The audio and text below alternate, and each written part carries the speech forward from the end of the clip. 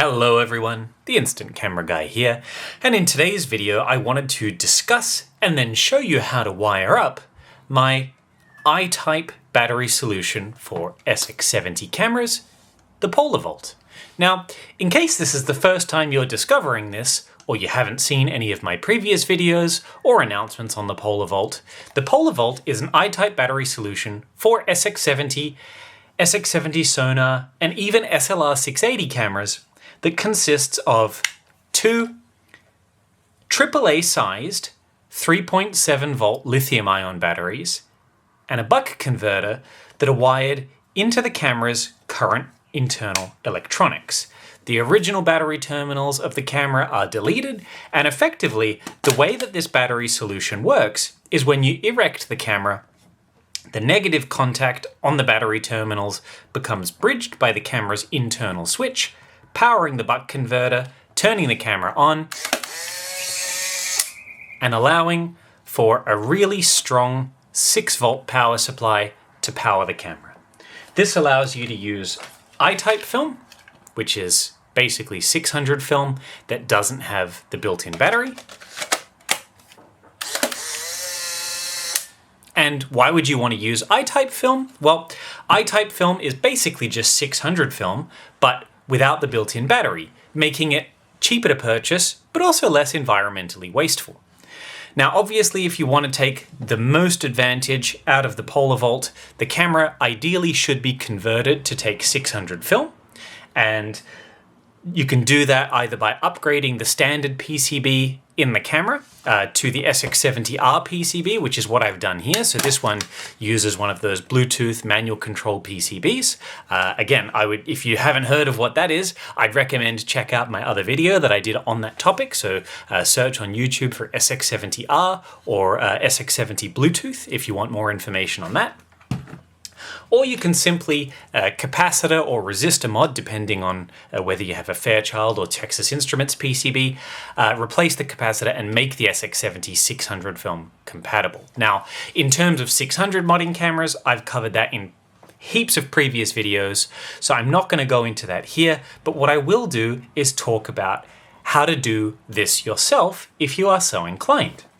And really, when it came to I-type solutions for SX70s, it took me a long while to figure out a solution because I had a very specific idea in mind. I wanted whatever solution I came up with to use pretty much only off-the-shelf parts.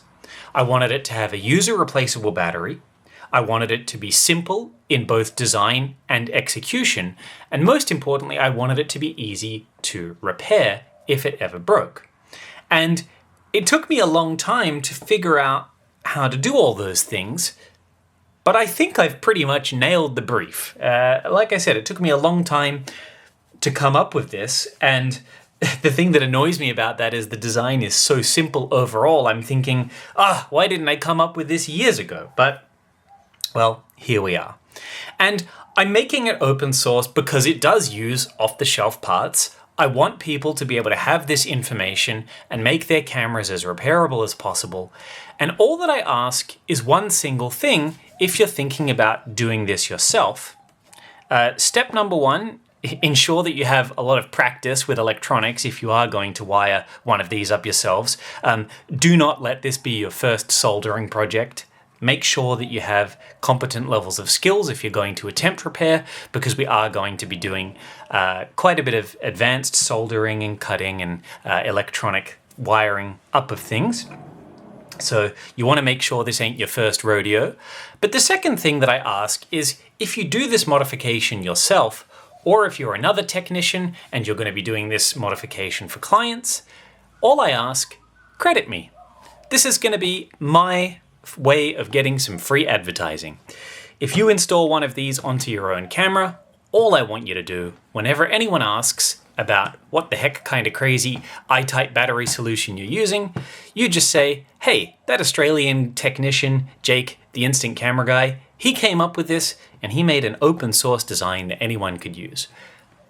That's really all I ask.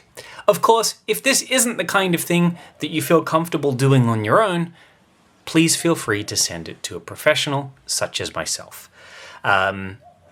Yeah, that's all I ask. This is going to be me giving to you, and all I want in return is a little bit of credit. I think that's a fair trade, don't you? Anyway, without further ado, I want to go into some of the things that you're going to need for this kind of modification. Now, I have here a standard SX70 sent to me by a client of mine named Andrew. This SX70 is a Model 1. It is a Fairchild camera. It has a Fairchild PCB. I have already modified this camera to take 600 film. I've tested it and I've confirmed that it's working. So the first thing that you need to know when you're going to modify one of these cameras to take a polar volt adapter, service the camera first. Do not do this to Granddad's old SX70 that you just pulled out of the attic and you want it to use cheap film. That is the wrong way of going about things. That is like, and I've made this analogy before, but that's like dropping a big block V8 into some old Chevy that you found in a barn, right? That hasn't run for 40 years. It's a bad idea. If you're going to refurbish something, you're going to do it properly. And in the case of that car, you might want to look at the brakes and transmissions and all the other stuff before you drop a great hunking great engine into it.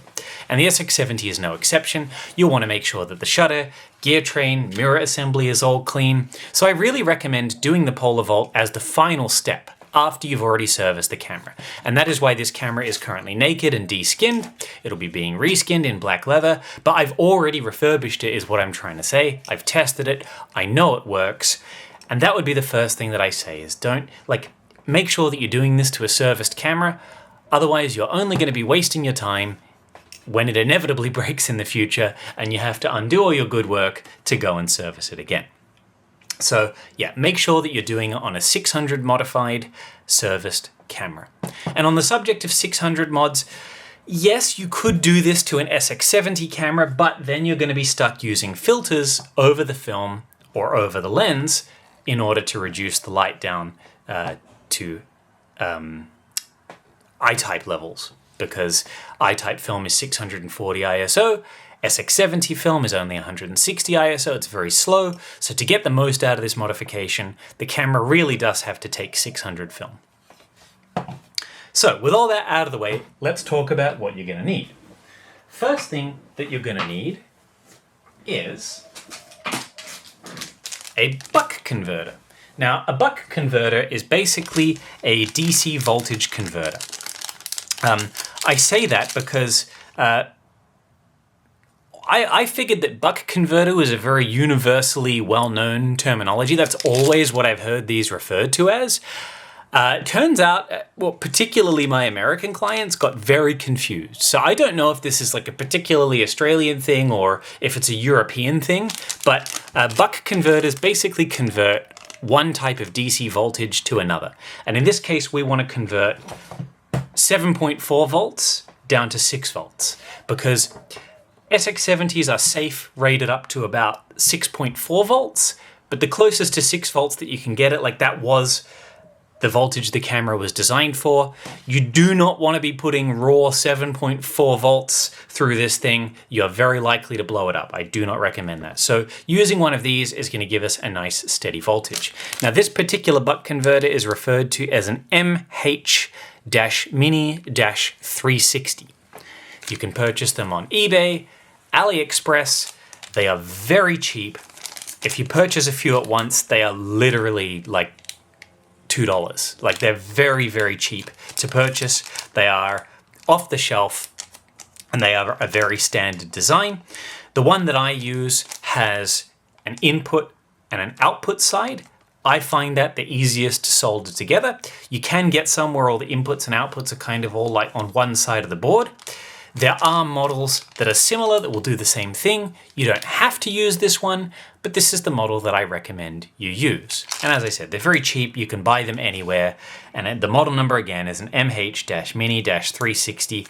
But if you search for mini buck converter on eBay, you're going to find these pretty easily. Next thing that you're going to need is some batteries. And I have some here. The batteries that we use are the size of AAAs, but they are not AAAs. A regular AAA battery is 1.5 volts. These are 3.7. So if you put these in your television remote, it'll blow up. They look like a AAA, but they're not. These are a rechargeable lithium-ion cell. It is a hard cell, so these are very safe to transport. You could take spares in your bag or in your backpack if you were ever out in the field with the camera, and that's why I've chosen them. Again, these are a very standard design. The model of these is called a 10440, so 10440. They do make them in some batteries that are like 47 mil long.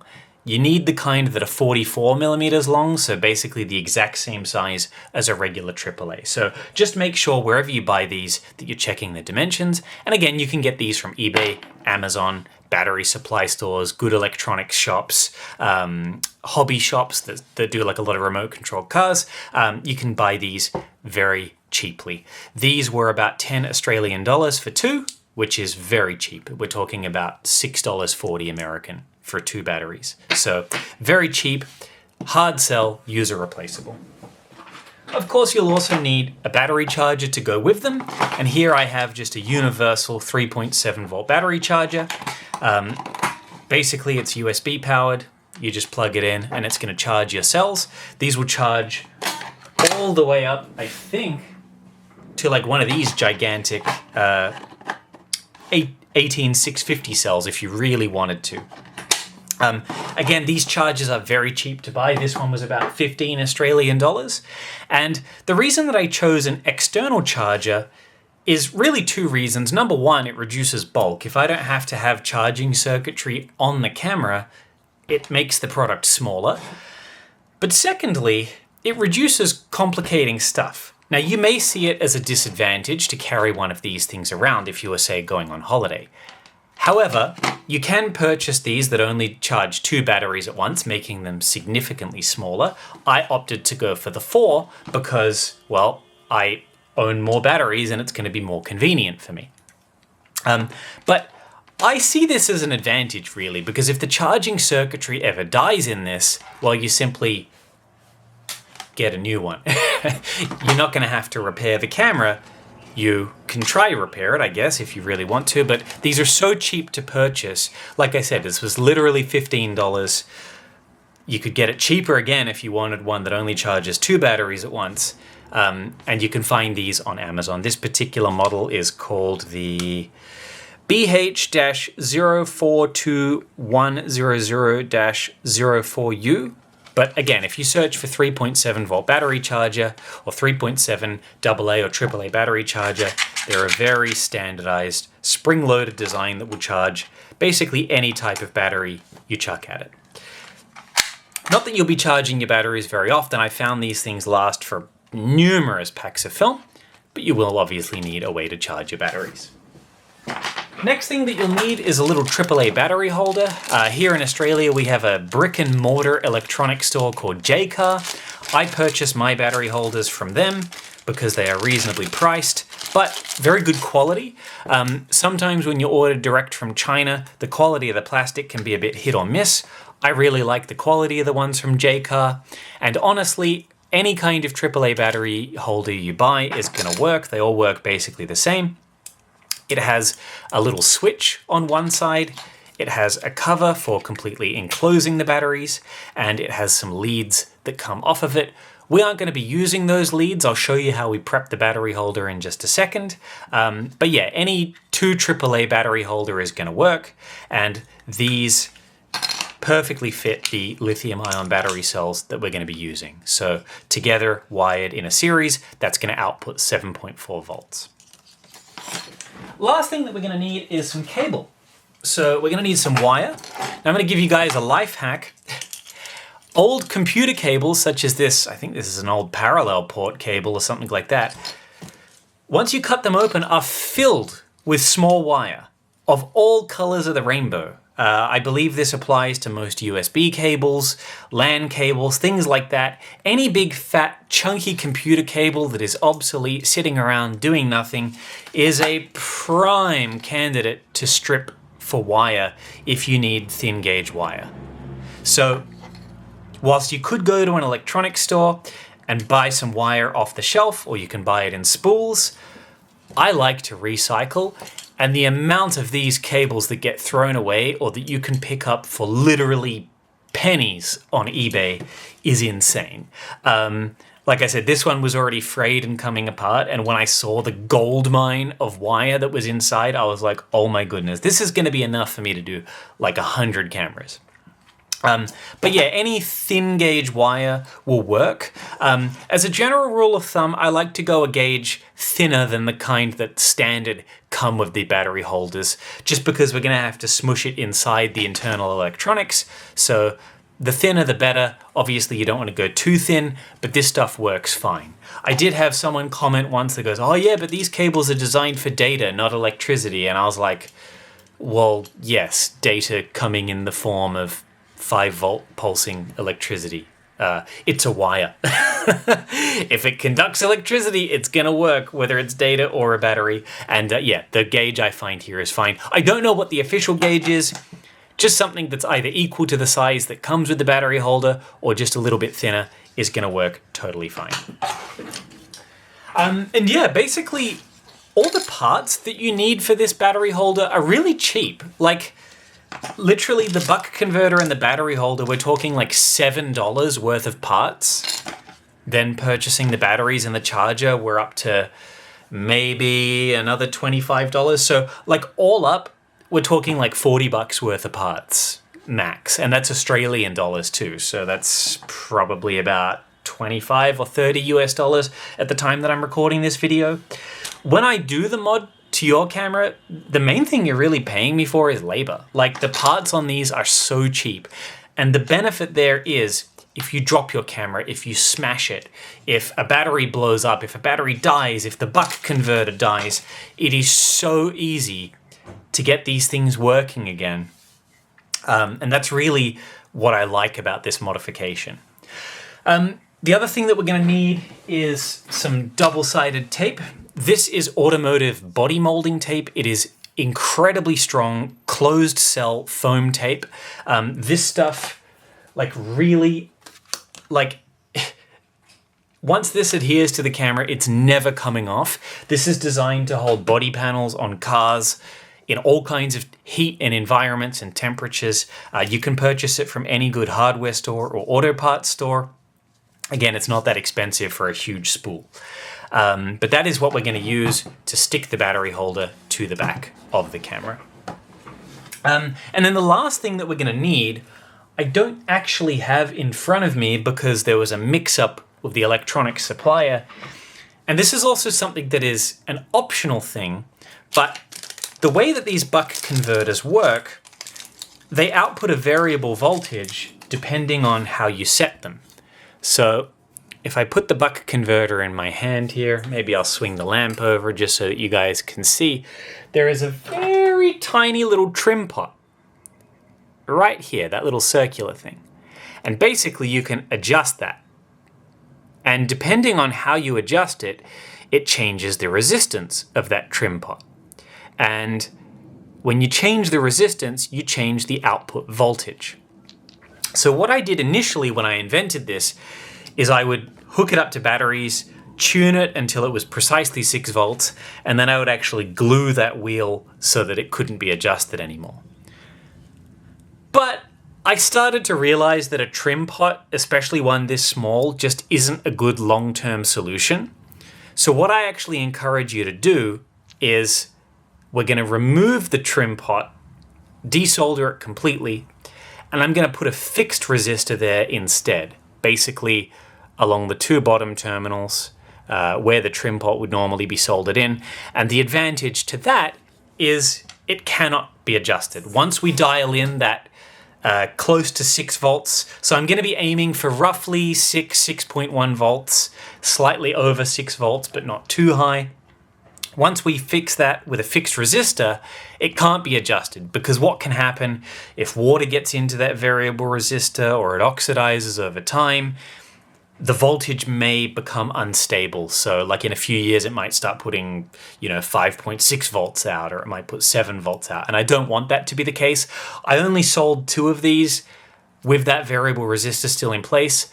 And I've already offered replacements and recalls on those 2 clients that bought that.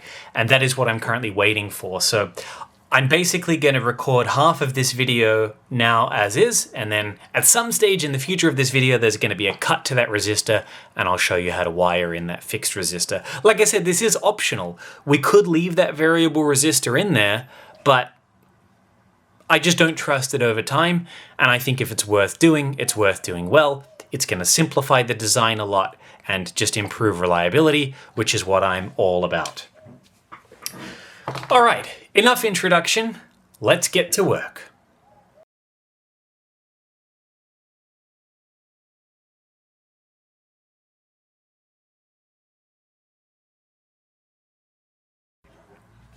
Now the first thing that I'm going to do is prep the battery holder. As I said, it's got a switch. We will not be needing that, so we will end up with a spare switch, which is just lovely to have for spare parts if you do electronic stuff. To get this switch out, you basically pop a little plastic housing off, and then it's just a matter of pulling out the battery terminals which connect to the switch and pulling out the lead.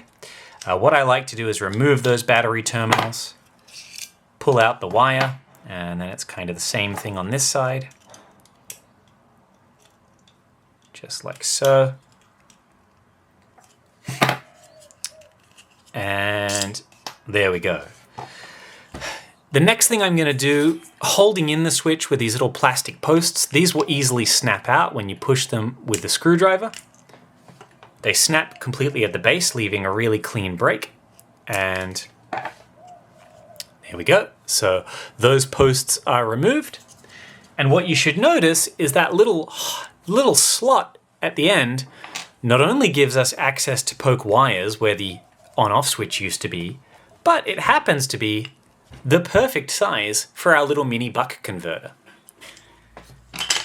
I've got my soldering iron hot and off to the side here. The next thing I'm going to do is just desolder the wires that were attached to the old terminals.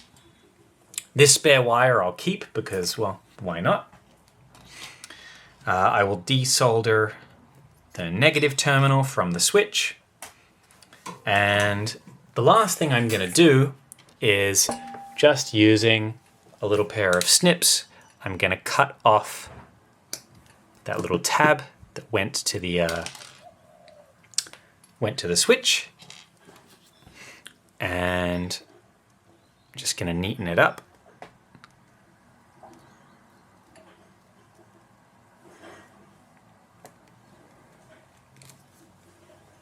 Easy.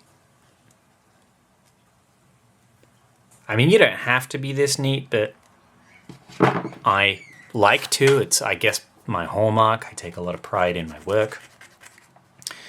I'm just going to file it down on that little bit, just so that nothing's sticking out. I want it to be nice and flat. I'm going to grab a little ball of blue tack, and I'm just going to poke that little spring in. And what I want to do is add a dollop of solder to the bottom of that negative terminal in preparation for adding a wire. Great. And I'm going to do the same thing to the positive terminal. Just add a little dollop of solder right in the center and at the bottom. There we go. Use pliers for this if you can, because this little terminal gets very hot. Ow, ow, ow. Ow.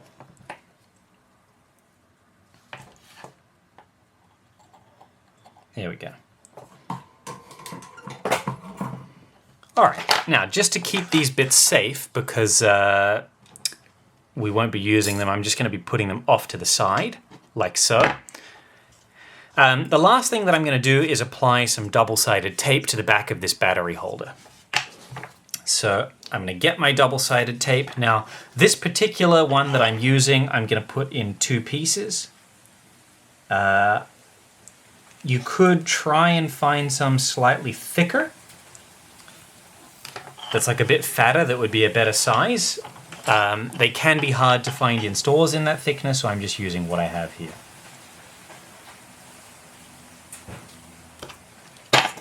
All right, now I'm going to double up on those layers. What I like to do here is I like to overlap the tape and then put like a little crease down it, like so. And then that little crease is going to act as a guide for the scalpel. Now, there is nothing stopping you from using, say, screws to hold the battery holder in place. Screws just adds a lot of extra step and complexity. And honestly, this stuff is really strong. Really, really, really, really strong. In case it's not obvious, I'll say it again, it's very strong.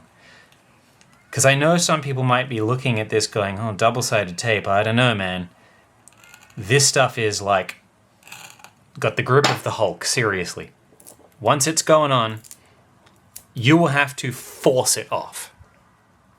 The other cool thing is this foam acts like a bit of a suspension too, so it gives it, you know, a little bit of opportunity to flex, which is actually quite nice. You don't necessarily always want the most rigid design, especially in a camera that's, you know, potentially going to be in your pocket or in your bag getting a whole bunch of knocks. All right, so we're done with the tape. That's basically our battery holder done. Putting this on the base, on the back panel here is really going to be one of the last steps. So I'm going to be putting all of that over to the side. We're not going to see that for a while. What I'll be doing is really just focusing on this bottom panel. So just taking it off like so. And the vast majority of prep work that we need to do is on the bottom ribbon cables.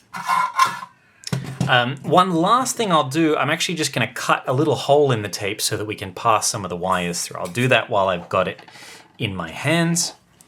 Again, I'll just use the scalpel here. Little X-Acto knife. I'm just cutting just through where the switch went, a little chunk from the tape so that we'll be able to pass wires through it, see? But otherwise that tape's going to completely seal where the wires go. All right. Now, I'm just going to put my desoldering iron on. What I do when I supply these to clients, I'm going to remove the camera's original battery terminals. Now, the reason that I'm going to do that is, personally, because I'm a business and because I'm having to sell to clients, I don't want the possibility of like a client's camera going up in flames.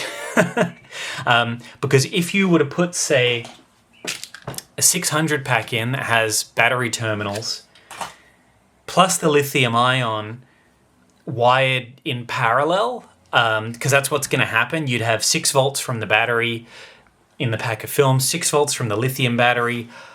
I just don't think that's going to be a particularly good idea for the buck converter. I'm not sure what's going to happen if you put positive voltage on the output instead of the input. And I just I don't want there being that discrepancy between like the battery charge of the pack of film versus the lithium ion batteries. I don't want voltage from one being dumped into another. I'm sure it would be fine, but for clients, like unless you sign a waiver saying I understand all risks, I'm going to be removing the camera's original battery terminals because they aren't going to be necessary once we have the new battery system in place. The other thing that we're going to need to do is modify the ribbon cables as they attach to the rear of the camera. So what we're going to be doing is actually using the camera's hinge switch as the power switch. So basically on an SX70, when you erect the camera, a little switch is engaged at the back of the camera here, which goes to these 2 sets of terminals here. And what that does is it completes the negative circuit on the battery, thus powering the camera. So the original SX70 and SLR680 and the SX70 Sonar, quite an ingenious design. Basically, once the camera is collapsed, no power goes to any of the electronics. The connection to the battery is literally cut, it is severed.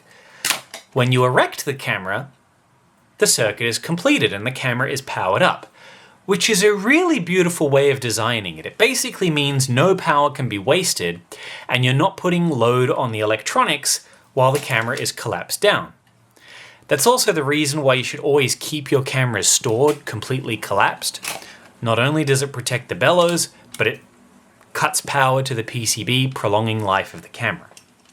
So what I'm going to be doing, if we trace, let me get a Sharpie here so that you guys can see. We've got positive here, and this one is the negative terminal.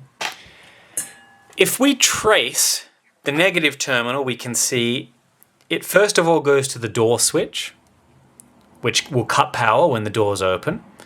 Then it goes from the door switch to the rear hinge switch. So basically what we want to do, the rear hinge switch, and this is slightly different between a Model 1 and an Alpha, or a Sonar design. So I will be doing 2 different videos showing you how to wire up the actual circuitry. It's very similar, but it's slightly different on a Model 1 versus the later models. Because the negative basically goes, once it leaves the door switch, it goes through the hinge switch, across this jumper pad, and then onto here. So this is also negative. So since I'm going to be stealing that hinge switch to power the batteries, we need to jump that. So I'm basically going to jump that circuit from probably about here to here. And we're going to do that by recycling this little bit of metal, which already exists on the camera. The other thing that we're going to be doing is disabling all the switches that go to the film counter. So the film counter, if you didn't know, has 2 switches on it. One is engaged when the counter is blank. The other is engaged once the counter reaches 0. The switch that's engaged when it's blank is for dark slide ejection. Basically, the camera will know it's got no film in it. So you would insert a pack of film, the counter hasn't moved. When you close that door, the camera is going to wake up and go, right, we got to eject the dark slide, which is going to set the counter to 10. Now, we don't want that to happen because in our case, we're going to have power going through the camera without the pack of film. So what that's going to mean, if we were to leave that switch intact with no film in the camera, every time you opened or closed it, it's going to rev the motor. Now that's not such a big deal, but it's going to be annoying. So I'm going to disable that switch. And what that's going to mean is you will manually need to eject the dark slide. Now, honestly, I see that as an advantage rather than a disadvantage. Because it's going to help with things like, if you want to transfer film from one camera to another in a dark room, it's going to be very helpful. So the other thing that it's going to do, of course, is disable the 0 switch. Now, what the 0 switch does, it's kind of a baffling feature, but what it does is when you engage that switch, a message is sent to the PCB, which does 2 things. This only applies to the stock PCB, by the way. The first thing it does is it sets the camera to fire the shutter at one fixed speed. And the second thing that it does is it disables the flash. Now, I understand the point of that because back in the day of non-rechargeable flash bulbs, like disposable flash bars, you wouldn't want to run out of film and then accidentally waste a flash bar and go, oh, there was no film in the camera. So I understand why they shut it off, but these days that feature is totally redundant. So there are 2 ways that you could disable this. The first is the cheap and easy way, which is you literally just snip the wires and you kind of just leave everything intact there. The second way would be to desolder it, and that's what I'm going to do. Like I said, you don't need to do this. You could simply cut away all that switch, but I'm just going to desolder it. And you really don't need to worry like if you break or bend any of these switches, because once we've removed them, they're going to be useless anyway. So that should be enough. There we go. So I'm just going to, lift them off. And yeah, this is a very helpful thing for the PolarVolt mod. But also potentially you could just do this to a standard SX70. Like if you wanted to modify it to have non-automatic dark slide eject, all you would need to do is cut the traces like I'm showing you now. So I am literally just going to add an angle, snip them like so. Now that middle terminal, by the way, goes to the positive voltage, just FYI. So with my soldering iron now, what I'm going to do is lift the jumper pad. Now, this jumper trace doesn't exist in basically most Model 2 cameras onwards. They figured out a way to rewire the ribbon cable so that you didn't need this, but I'm going to keep that little bit of copper trace because we're going to use it in just a minute. So we've gotten rid of that. And what I'm going to basically do with this copper trace is I'm going to be jumping the negative terminal here to where it reattaches to the camera. So for that case, it's going to be probably here to here, like so. So actually, if I use my Sharpie here, I'll show you. I'm going to be jumping from here to here. Can you guys see that? So where I just put those two black dots, that's where I'm going to be reapplying that little copper trace. Like I said, in the standard SX70 Model 2 and onwards, where they redesigned the PCB, and certainly by Alphas and Sonars, it's wired a little bit differently. As I said, in this camera, it goes negative to door switch, then to hinge switch. In the Alphas, Sonars, and most Model 2s, it's the other way around. It goes negative, hinge switch, then door switch. So I will be doing 2 videos just in case anyone gets totally confused. Next thing that I'm going to do is desolder the ribbons that go to the hinge switch. Now again, if you didn't want to do this, you don't really have to. You could, of course, just cut all the wire off and kind of leave it intact, but I'm trying to do this neatly here. So what I'm going to do is just snip that, and then we can lift off the hinge switch. So there we go. So that trace we no longer need, so we put it off to the side. And this is really how it should be looking. So I've disabled basically every connection that goes up there. And yeah, I just like to make sure I try and keep things as neat looking as possible. Not that you'll ever see this part. And then what I'm going to do now is just apply some solder and just tin the ends of that little hinge switch. There we go. That's going to be helpful in a second when it comes to our wire. And now we can start to bridge things. So I'm going to do 2 things. First, I'm going to tap into the positive trace. So what I'm going to do is follow that trace all the way up. It's the fattest pad up here. Now this pad goes direct into the motor as well. And what I'm going to do is just using my sharp knife here, like a scalpel, I'm just going to scrape off the top layer of Kapton until the copper is revealed underneath.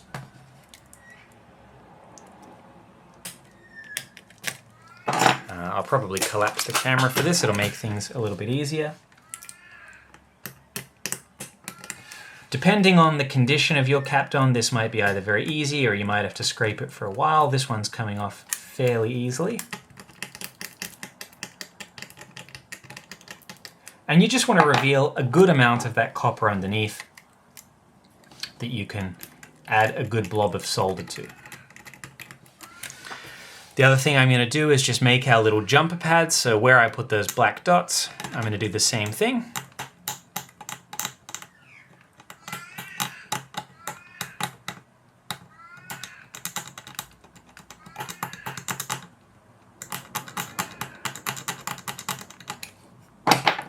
There we go. And I'm just going to use that little bit of metal as a guide just to make sure I'm all in the right spots. Because we're basically jumping from one trace over these bunch and onto the negative. But yeah, that's all working really nicely. I just want to reveal that copper.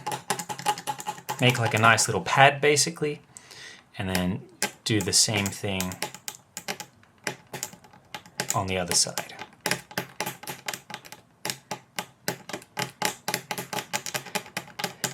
And the reason that I'm jumping these traces is in this particular case now, the camera no longer uses the hinge switch to connect those two traces. So these two traces were connected by the hinge switch before.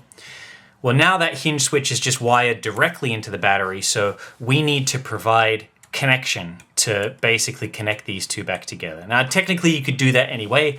I'm choosing to do it from here to here. Technically you could run a wire from here to this trace over here, like that would be another way of doing it. Like the choice is yours, really. I just find since they already give you that little jumper piece of copper, and since everything I'm doing is sort of on this side, I like to just kind of keep it all towards one side.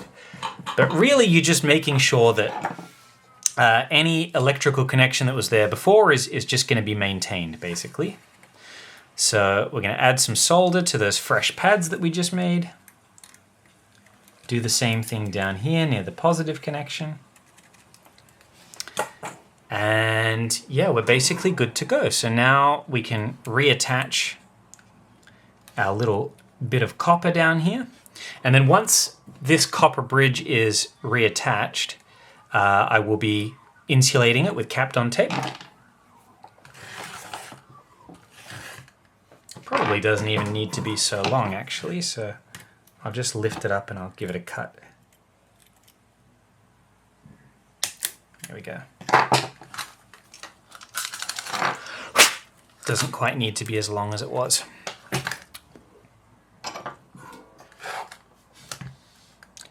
But yeah, I recommend before you do this step, like just take some time figuring out where all the traces go so that you can't screw it up. And, you know, just draw on the PCB if you have to, draw on the ribbons just so that you're not getting confused. There we go, it's one side done, really secure. I'll just do the other side.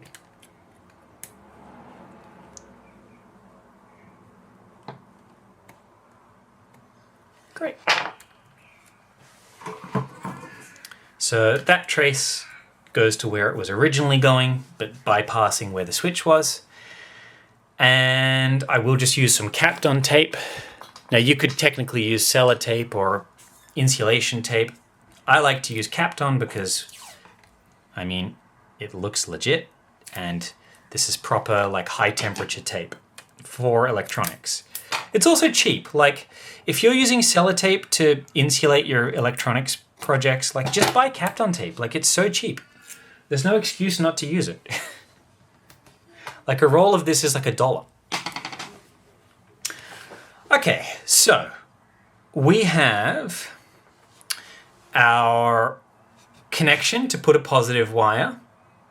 For the negative, I'm going to use where the original terminal was. That way we can keep the door switch intact. And the last thing I'll need to do is insulate everything, but I'll wait till all the wires are on.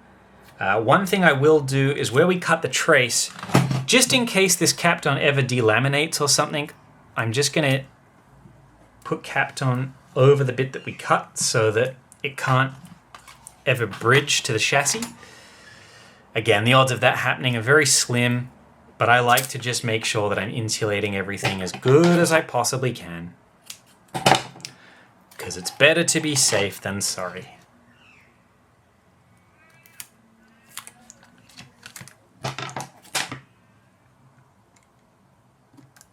And like I said, tape is cheap. We're already inside the camera. It's going to be much easier to do this now than to wait until something short circuits and have to take the whole thing apart. All right, last thing I'm going to do is remove the battery terminals. Now, there's a few ways that you can do this. These things are held in place with plastic lugs. I'm just going to poke them out with a soldering iron. You could also use a knife. And desolder the terminals.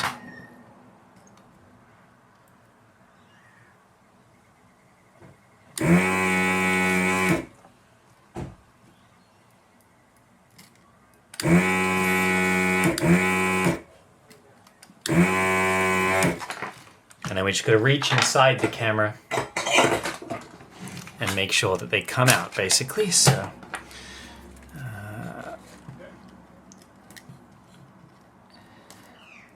sometimes getting getting them off, because they got like little hooked barbed ends. The terminals can be a little bit fiddly to remove. There we go, that's one. But they usually come out without too much of a fight. And I mean, look, it really doesn't matter too much if you damage them, because we ain't going to use them, so. All right. Now, one last thing I'll do is just insulate the rear side of those terminals. I mean, they are pretty well insulated, but just so that no battery we can insert can ever bridge, basically, and get caught up in the lithium-ion circuit. I mean, the odds of inserting a 600 film in here and it somehow making its way through the Kapton and into the circuit it's basically impossible, but again, just being overly cautious, it's a good way to be.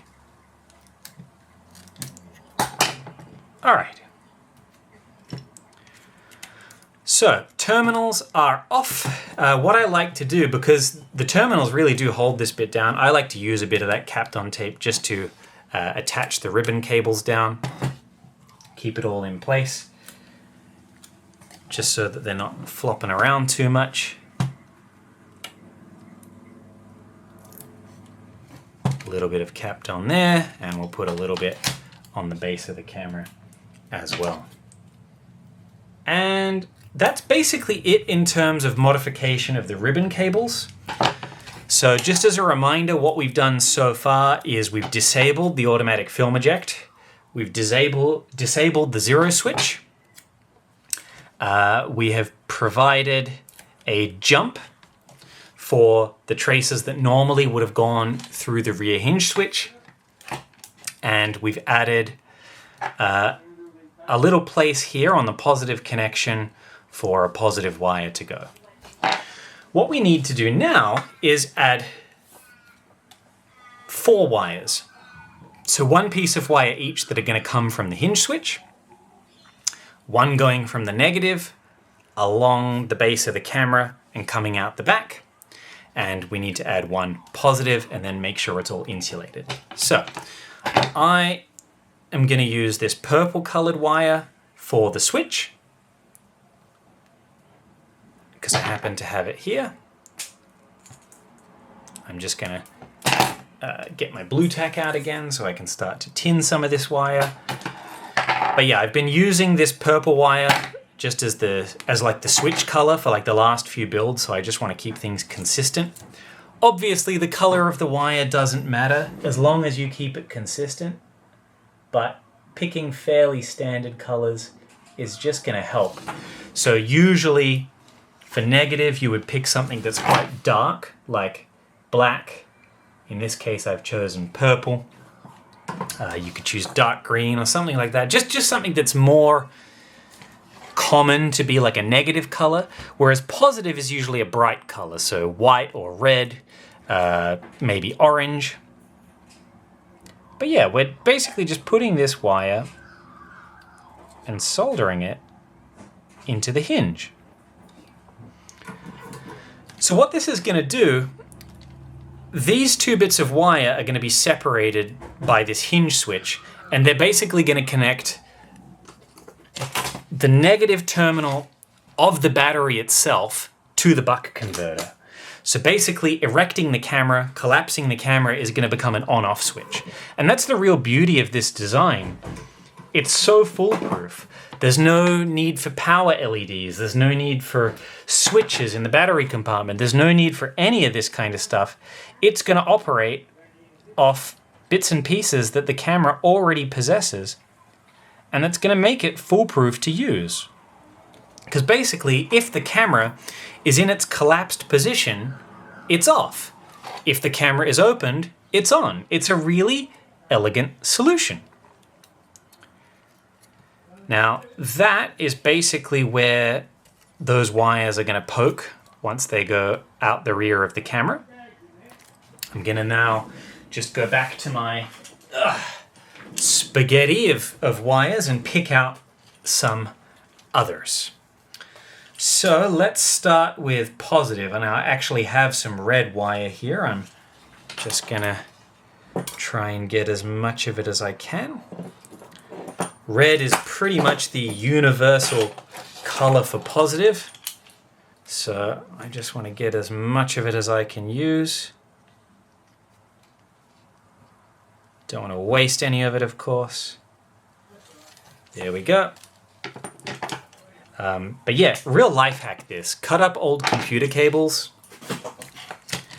It will pay for itself. And like I said, you can find so much of them just lying around because people throw them away. They go, oh, I don't need this big cable for this old daisy wheel printer anymore. I'll just chuck it in the trash. And inside is a veritable cornucopia of spares that you can use for electronics projects. All right, now I don't need all this red wire, so I'm just going to cut off about that much of it. Now this piece I'm going to wire into that little pad that we made on the positive connection that goes to the positive trace.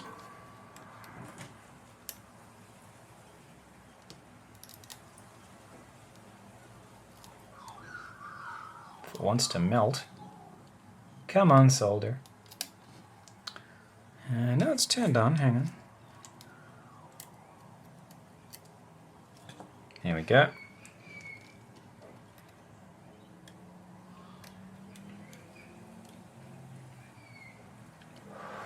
Much better. Actually, do you know what? I'm actually just gonna solder that wire in the other way because I want all these wires to loop together. So I'm actually going to solder it down and then loop it around.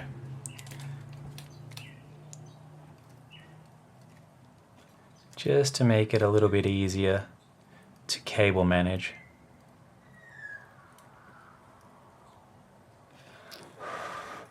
There we go. Sorry if I'm getting in the way there.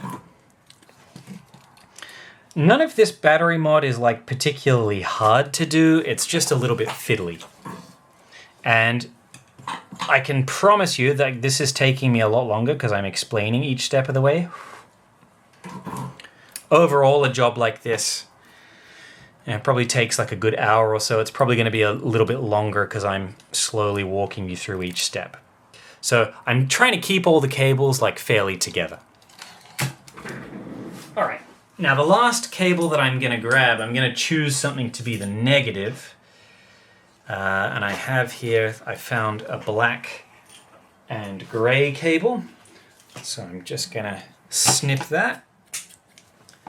Black is pretty much universally the color for negative. Now, on this Model 1, I'm just going to choose to hook it up at where the original battery terminal used to be. On the Alpha, I usually wire it up at the rear.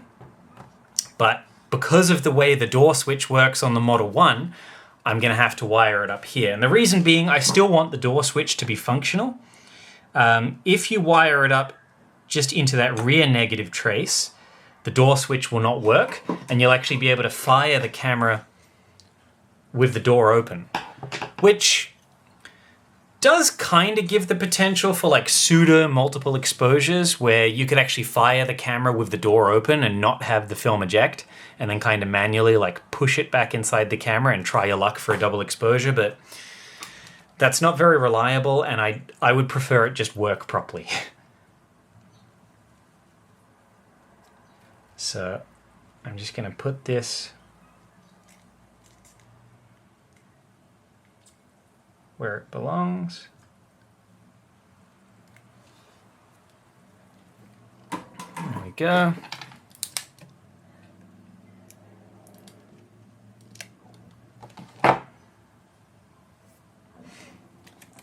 Actually, I'm not happy with how neat that is. I can do better than that. I can do better than that, guys.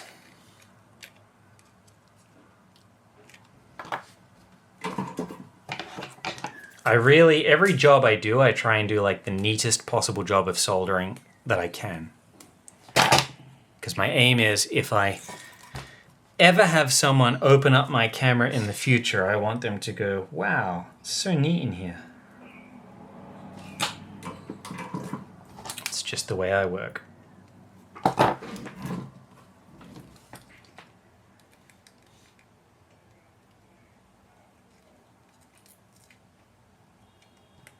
Great.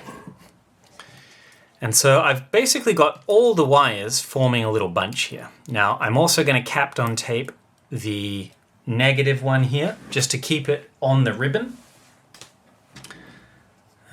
and just provide it that little bit of extra insulation.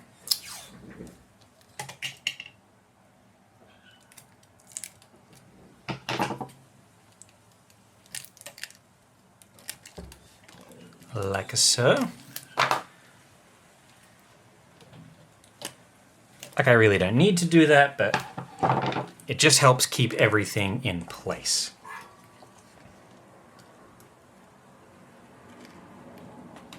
Superb.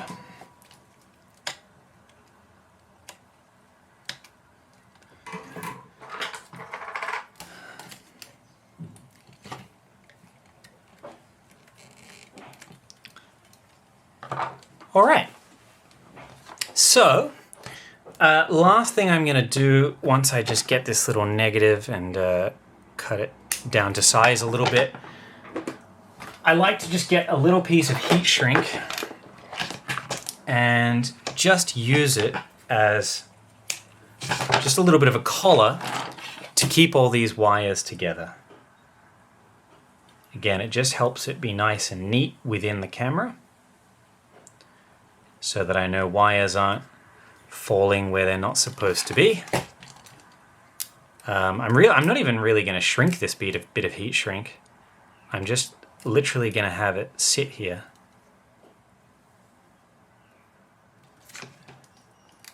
Around, right around here. Get some more of that positive. Yeah. Right around there. All right. Now, clean up. Just cover up that other pad that was exposed where I removed the trace.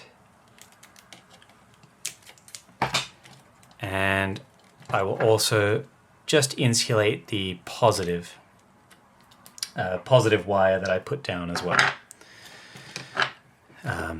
Again, not that really anything is going to be bridging on it, but I'm just doing it to be thorough.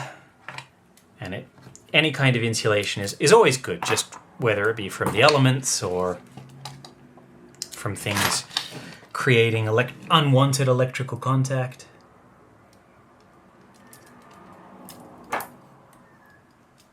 There we go.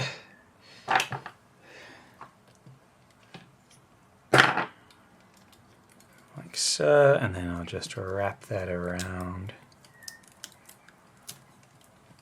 a bit like that. There we are.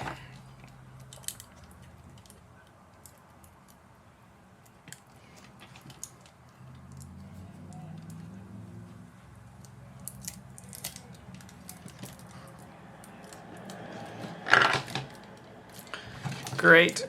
And again, just snipping it down to size.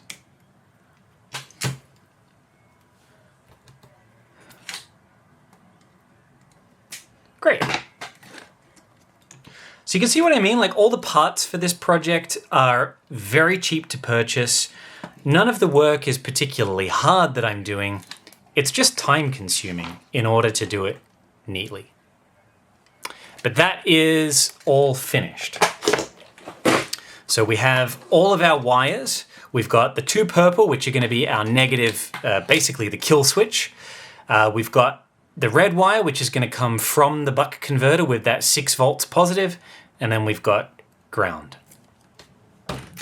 So I'm going to cut there, and then we'll talk about mounting this to the body panel. All right, so we've got all our wiring done. The next thing that we need to do is put a hole in the case so that when we add the battery back to it, we can pass the wires through the insides and into the rear of the battery holder here. Now, the best position that I find for the wires to exit is that little nook where the cables basically go from the motor driver chip. They do a little loop and then come here. And there's like this perfect little nook that those wires can sit in, right here. And that nook corresponds to approximately, if you take the body panel here, approximately 38 millimeters or so from the side. It's about there. This doesn't have to be super precise, but basically in that range is where we want our hole to be. So what I'm going to do is stick the battery holder there and just double check, of course, make sure that everything looks pretty good. Like, just do a little test fit by eye. Probably actually could come over a little bit. I think I've... it's pretty good. Just do a little test fit. This is the best way that I find to do it, is just, you know, what do they say? Measure once, cut twice. No, measure twice, cut once is the saying. So I think I miscalculated there with my measurement. There we go.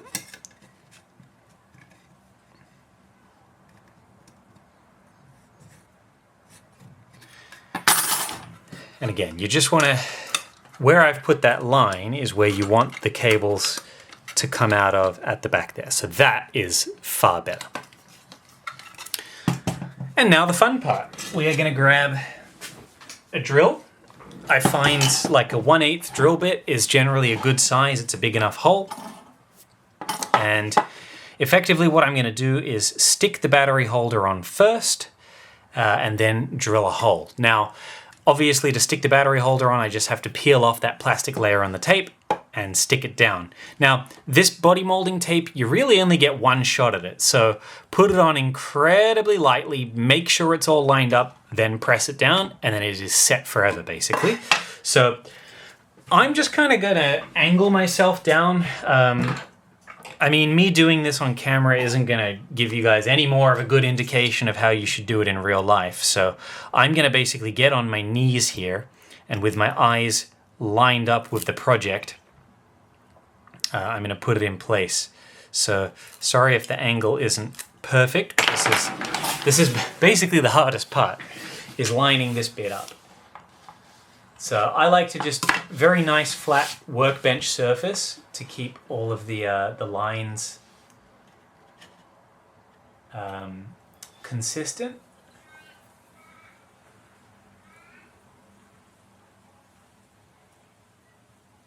Very gently. And yeah, you just want to make sure that it looks nice and square, pretty much.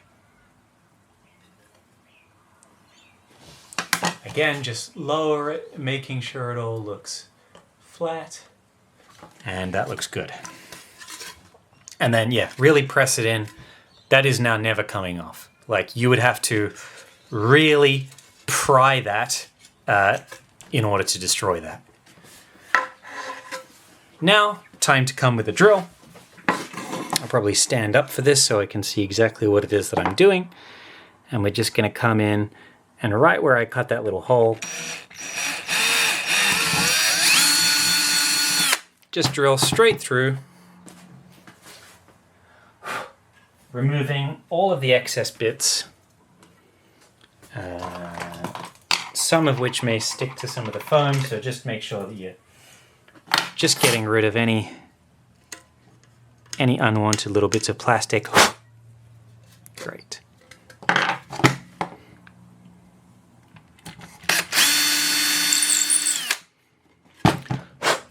All right, so So that is looking really good. The other thing that I like to do is just with a larger drill bit, manually just come inside and just remove a bit of the metallic layer around the entrance to that hole, just so that no sharp bits of metal can ever like cut into any of the wires. All right, now this is basically it. Like, this is the camera is now ready to be boxed up. So make sure that you finished anything that you wanted to do on the body of the camera at this point. Because in the future, if you do want to take that bottom panel off the camera, you have to desolder the wires at the buck converter first. Which isn't really that hard. It's actually quite easy to do. There's only 4 points of solder, and the through-hole design of the buck converter makes that process very easy to do, fortunately. But it is a little bit annoying. So make sure that you're finished with everything that you want to do. I'm going to put in place the little black spacer that was supposed to go here, just while it's in my memory. And I like to just stand the camera up like so, feed in all the wires, and then we're just going to push it in place. Now obviously you want to give yourself a bit of length on these wires so that this isn't particularly difficult. You certainly will struggle if you make them too short. But that's it. It basically goes on like so. I'm going to apply a little bit of Kapton tape on the side there, just as extra insulation where I've soldered on that body ribbon, and just to keep that Kapton tape from delaminating. So that's the last step that I'm going to do. Like with most things I've been doing, this step is also not 100% necessary, but I like to do it anyway.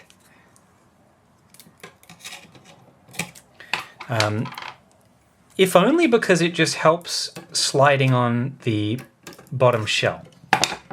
Like, it's not really necessary for insulation, but it helps in terms of sliding on the bottom cover and it not getting caught. So yeah, just make sure, give the wires a little tug, and that's it. We're on. So what's next is to wire up those little bits and pieces to the buck converter. At the moment, we can start to wire in I could wire in one of these purple switches to the negative battery terminal once I reinsert it. But then all the rest of the bits and pieces are going to go to the buck converter itself.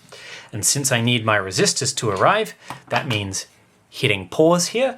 I'm going to show you how I remove the variable resistor, and then we're going to have to wait until a point in the future, which will be instantaneous for you guys, where my resistors have arrived and I finish the buck and finish wiring in place. But yeah, that is basically as hard as the project is. All the steps from this point forwards are pretty easy to do. And what I can show you guys though is if I just tin the ends here of the switch, what we can see is that there should be continuity on the purple wire while the camera is erect. And once we collapse that camera, that continuity should go away. So this should beep. But when we collapse it, it should no longer beep. And if it does, we're in trouble. See? Perfect. So that means that the switch is working and this thing is basically ready to be reassembled and then reskinned. Just need the parts. All right, it is a few days later and finally I had some resistors arrive. And what I'm going to do is show you guys how to modify the buck converter to take a fixed resistor. So I will do a little bit of B-roll and close-ups of this buck converter so that you can see exactly what is going on. But as I mentioned before, this step is somewhat optional, but it is a step that I would recommend you do because the trim pot on this little chip here, I would not consider to be the most reliable thing in the world. If you nudged it, or if it got oxidized or water dropped in there or something over time, it could change the level of resistance and start outputting a different voltage. So it might drop the voltage to 5.7, or it could go up to 6.7. A lot can happen, and I just don't want that amount of variability, so I will be replacing it with a fixed resistor instead. Now, the fixed resistors that we're going to use today are a size format known as I think it's a 0805. Let me just check. Yes, 0805. It's a universal sort of resistor design, and it's basically a resistor that's sort of like 2.5 millimeters long, and it's basically the correct size that we need for such a mini buck converter. Truthfully, you could use any kind of resistor as long as you can make it fit within this kind of package, but the 0805 size works really well.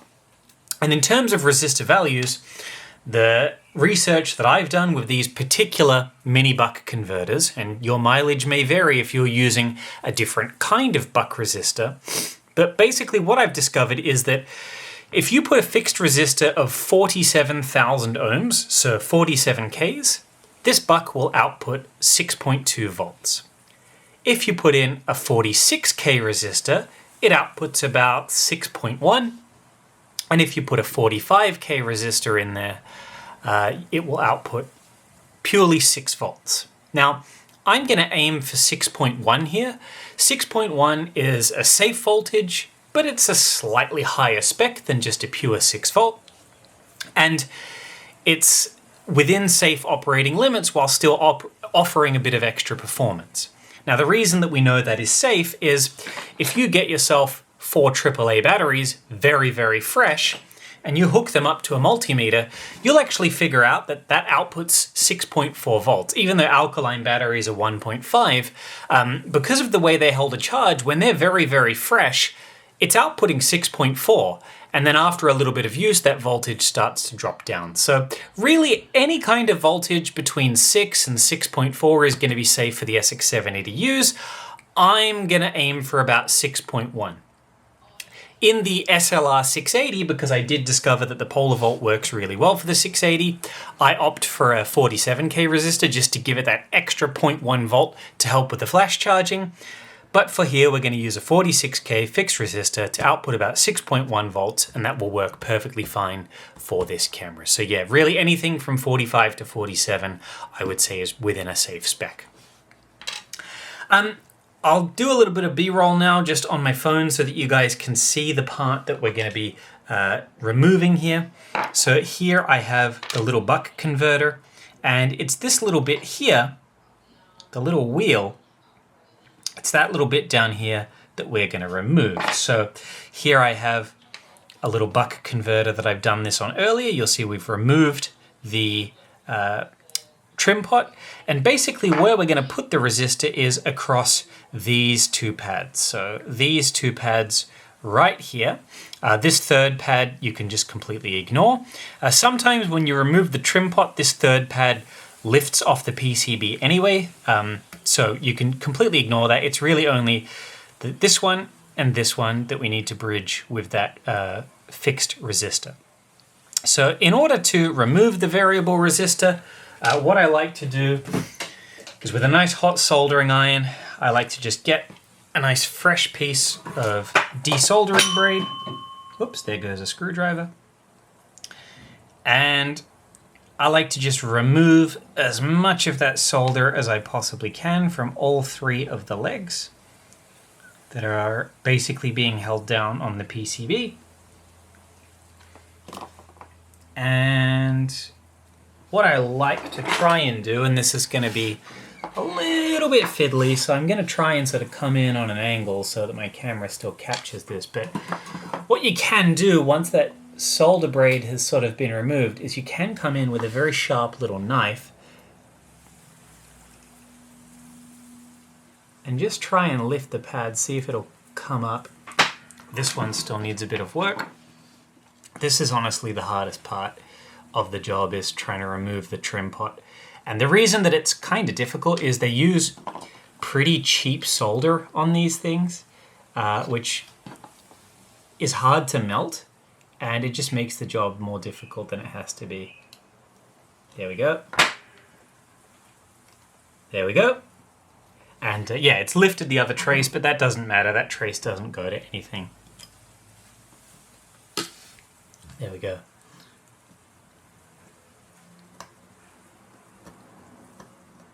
So just get rid of that lifted trace. That trace tends to lift because the size of the grounding pad on this variable resistor is quite large, and these are not exactly very expensive PCBs. They're made quite cheap. They do the job.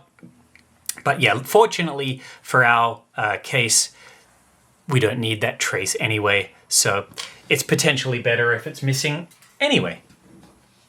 What I will do now is grab one of the 46K resistors, which are very, very small.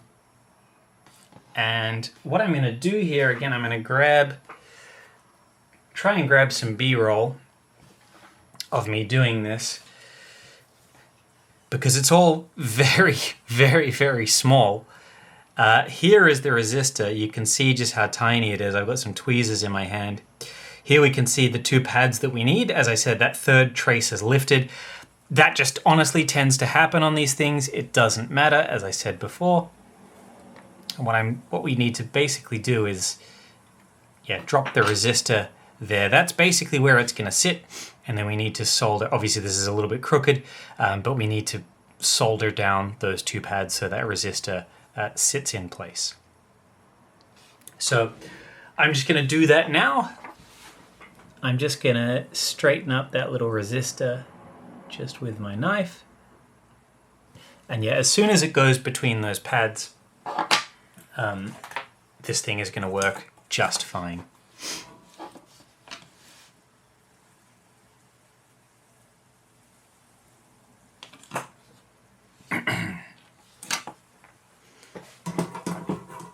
All right.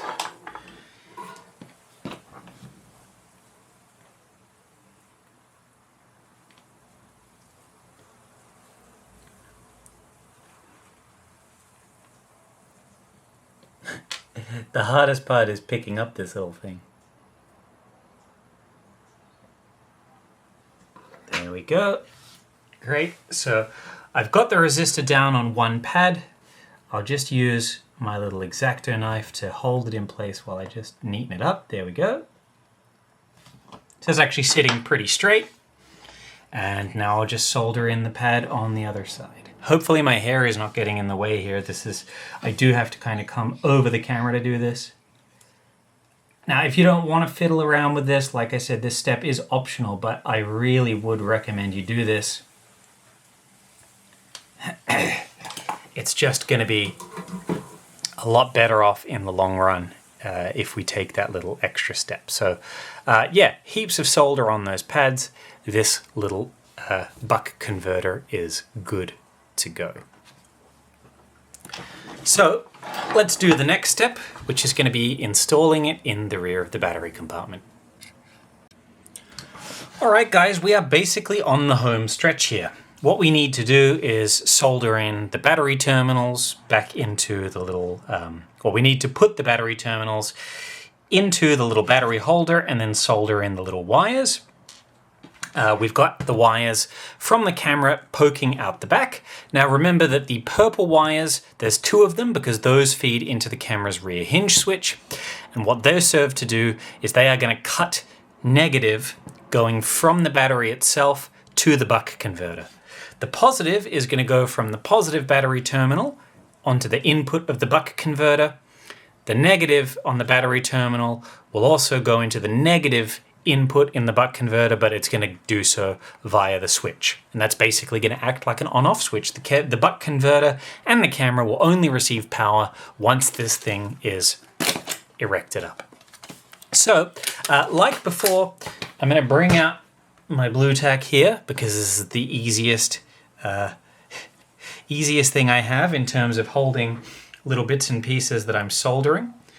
And first thing I'm going to do, I'm just going to solder a tiny little orange colored wire, and this wire is going to function as my positive that goes from the battery to the terminal.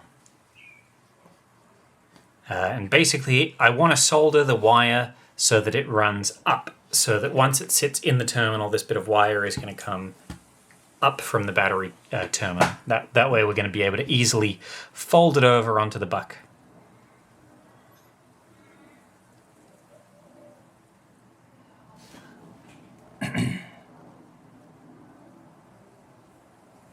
All right, that is one. Now we can just insert the... I'll try and take a photo of this like as I go. I just want to widen the little splayed parts so that this battery holder grips a little bit better though. It's not exactly holding in place very nicely. That'll be much better. Okay, so I want to put in our little positive terminal, like so. Maybe I'll just try to take a photo of that so you guys can see what it is that I'm doing. Great. And obviously these wires, as they poke out the back, I left them nice and long so that it would make the wires easier to poke out the back of the battery holder, but we do not need them to be so long, so I'm going to drastically give these wires a bit of a trim and cut them down into a more appropriate size. You don't want to make these wires too short because you do want to be able to sort of lift out the buck converter if anything goes wrong with it, but you also don't want to make them so long that you have a little mess of spaghetti in the back of the camera.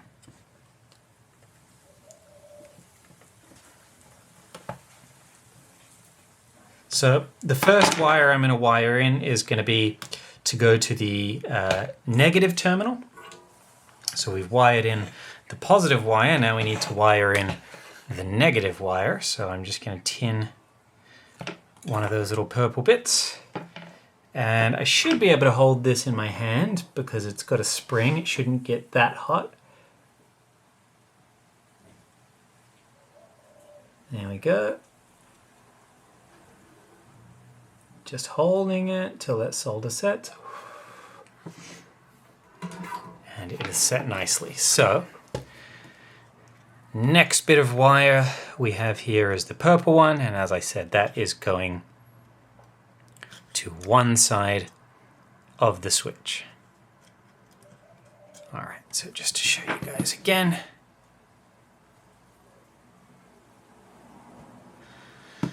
So the orange is just poking up in the air at the moment. The orange is going to go into one side of the buck converter. So it's going to go into the input. So what I'm going to do now is just wire up the input side of the buck. So I'm just going to trim this orange wire just a little bit.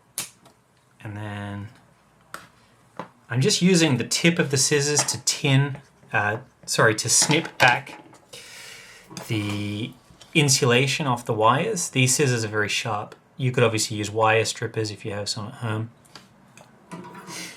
And again, one little tip I have is if we get our blue tack and just put it on the side of the battery holder, what we can then do is hold the buck converter in place. Now we want the chips to face inside. I find that that's the best way to do it. And now it should just be a matter of poking the little bits of wire and soldering them into the buck. So again, I'm just going to take a few photos as I go. This is sort of like the fiddliest bit. Like I said multiple times now, none of this is particularly hard work. It's just fiddly. I've done so many of these conversions now. I've actually gotten quite fast at doing them just through practice. So to me now, this is just sort of second nature. But if this is your first time, it'll probably take you a while to figure things out. But just take your time, don't rush, and certainly pay attention to the negative and positive of the little PCB on the buck. You do not want to screw up the order of positive and negative, because if you send the wrong positive or negative through the buck converter, it will blow up. I did it by accident when I was first doing this set of conversions before I knew any better, And yeah, it's not what you want. I'm actually going to make that cable just a little bit shorter. Yeah, it's not ideal. You don't want to be blowing up your buck converter. Even if they are pretty cheap, you don't want to waste them. All right. Now we'll get the negative input, like so.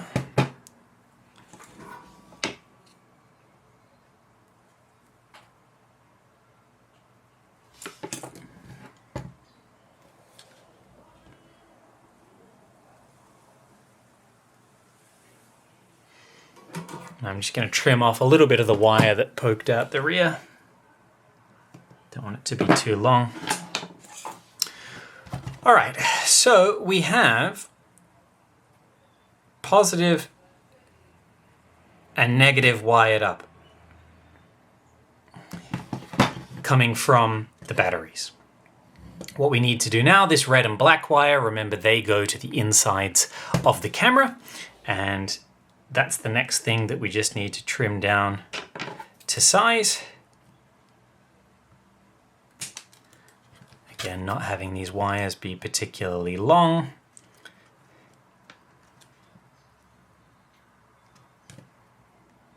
Now, when it comes to, for example, future repair, if I had to say get inside this camera at some stage, I obviously would need to desolder these 4 little bits of wire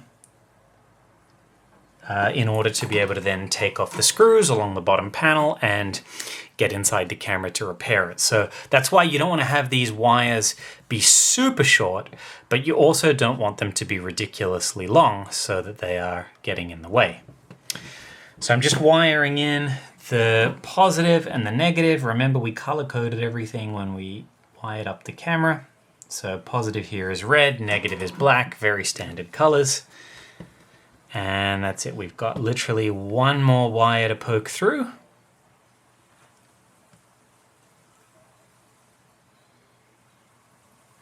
Like so.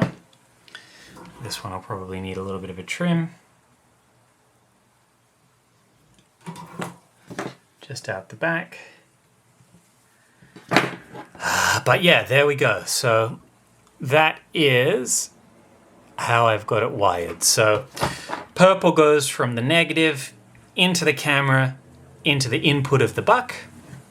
Positive terminal on the battery goes just through the little orange wire into the input, and then output of the buck goes the black and red, which we wired into the camera. Now the last thing that I'm going to do is, with our double-sided body molding tape, I'm just going to apply a little piece on the back of this little PCB, just to sit it neatly inside. So what you want to do is just give it a bit of a poke down. I'm just going to get my lamp here so I can really see what's going on. Yeah, you basically just want to give it a good poke down. Make sure that everything is going to rest. And then we're going to use some of that double-sided tape to just secure that down and in place. And you just want to make sure that, yeah, no wires are getting in the way. I have a little piece of that double-sided tape just put to the side that I prepared earlier.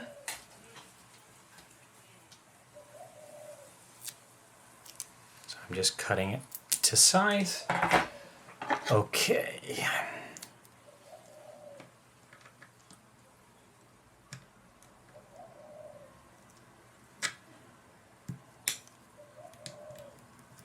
Now this isn't necessary, I just like to do this step. A little pro tip, this double-sided tape has this like red plastic layer on it that does not stick to the tape. Like it's the layer that separates it all. If you take a piece of that and we just put it over that little double-sided bit of tape we've just stuck to the camera there, this is going to allow us to get it into position, and then once we're happy with it, we can just pull that tape out. So I'm just going to fiddle with this for a second here. just to make sure all of our wires are... Actually, I could get that orange wire to come up and not be so smushed. And I'll take a photo of the finished result in just a second.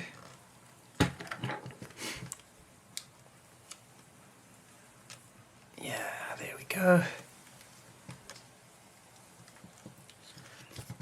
All right, let's try. Just pull out that tape. Great. And then just give it a good press against the side. And that's it. That should be done. So what should happen here, if I can find where I've just put my little lithium-ion batteries. I had them just off to the side. There they are. What should happen now, these are pretty freshly charged. I've only given a few little test runs on these batteries. What we should find is if we take a multimeter, set it to voltage, and we go through the bottom, make sure everything's plugged in, there should be no power. And that is indeed the case. When we open this up now, we should have power. It's going to be like 6.1 something volts. Yep, 6.19, because these batteries are pretty fresh. That is well within spec, and the shutter should fire. Should do. There we go. I will just grab the shutter housing that goes with this, because I had it off before. There we go. And that is running absolutely flawlessly. We obviously have the rear of the battery housing, which you can then just simply click into place. And there you have it. A buck converted battery solution for a classic Polaroid camera that utilizes its built-in hinge switch as power. Now, as I mentioned before, this is just a regular pack of film, but there are no battery terminals in there at the moment, so this is not going to do anything. If we insert that and close the door, there is no longer a dark slide eject. The counter will work like normal, but the dark slide eject is no longer automatic. You just press the button, and that would eject the dark slide. And that's because the way that we modified that film counter switch means that the shutter will just always fire like normal now. So that switch can never get accidentally shorted out or bound up or anything like that. Nothing's going to ever accidentally happen to that switch to screw it up. That shutter is just always going to operate completely like normal now. And yeah, there you have it. My lithium-ion battery solution for SX70 cameras.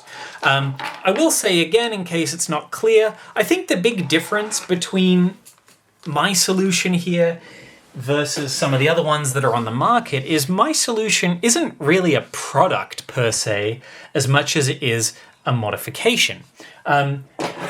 Other devices out there, such as these reservoir adapters, are kind of like the type of thing where the user is inspected to install it themselves. In the case of Reservoir, it involves adding a few battery terminals, cutting holes in the battery terminals and kind of just attaching it yourself. They're designed to be like relatively plug and play, whereas mine is something that you do as a modification. Now, the advantage to that is, well, the camera is guaranteed to be serviced if I do it, because I've got to open it up and basically I'll refurbish everything once I'm inside the camera anyway, before I even offer that modification. So that is one advantage. And the advantage, I think, to this particular solution is, and the real beauty in its design, is just that it uses the camera's inbuilt switch, which is already there, to power the thing on or off. And that means that as soon as you have this thing erect, it's ready to take a photo. Whereas most battery backs on the market will have an on-off switch, which you can accidentally, forget to leave on, which drains the battery. This solution uses that built-in switch, and so there's no need for any power LEDs, there's no need for an on-off switch. It's just simplicity. It uses what the camera already provides you. And like I said before, by disabling some of those other features in the film counter, it actually further simplifies the electronics so less can go wrong with it. The way that I designed it is that that buck converter is easy to remove. So if we pulled it out of the camera and had to reinsert it for whatever reason, we can. If the buck converter ever blew up, we've got replacements available at very cheap prices. The batteries are cheap, and everything about it is easily repairable, easily replaceable. There are no custom moldings, there are no bespoke, specific, proprietary parts. Everything you can either get from electronics stores or online very easily, and I really do think that's the big advantage of doing such a modification. Anyway, I'm going to tell my client that I've finished his camera now. He's going to be absolutely stoked to hear that, I'm sure. And I will be reskinning this thing in nice black leather and sending it back to him as soon as I possibly can. Thank you so much for watching. Hopefully you learned a little bit in this video. If you do successfully wire in a modification like this, please feel free to share it on social media and tag me in your posts. I'd love to see it. And like I said, if you want to sell these kind of conversions, if you are another technician out there, or simply you're showing it off to your friends, the only thing I ask is just give me a bit of credit for this. That's all I ask in return. Anyway, I'm going to pretty much leave it there. I hope you guys have a wonderful rest of the day. If you'd like this modification done to your camera, obviously hit me up. If you're feeling very adventurous, feel free to DIY. But yeah, until then, you guys have been a wonderful audience. I will see you in the next video.